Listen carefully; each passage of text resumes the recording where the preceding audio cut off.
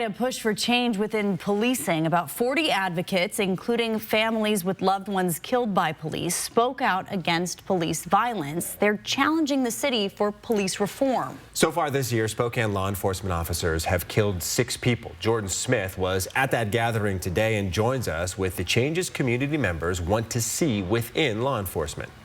The families of several people who had been killed by police in recent years came here to the courthouse today to share their stories before a crowd.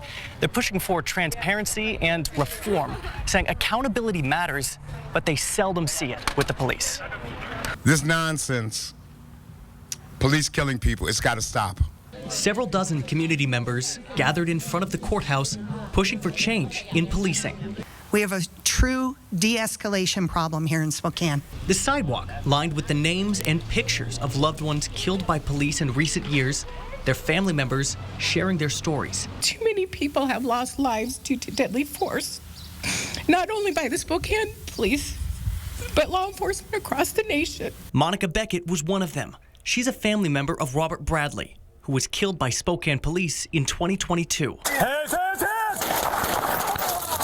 These 2 officers will never face charges of murdering Robert, as it was determined they were justified in using deadly force.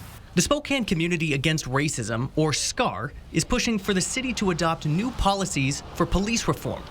On that list, they want the public to have access to internal affairs files and full access to police press conferences. They're also pushing for the city to implement regular drug and psychological testing on police officers. Some also argue a police shooting investigation should be reviewed by an independent prosecutor outside the county. We reached out to Spokane police about these proposed changes, and they told us because they were not at the press conference, they would not comment on the matter.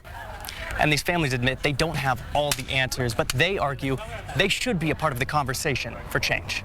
Reporting outside the courthouse, Jordan Smith, 4 News Now.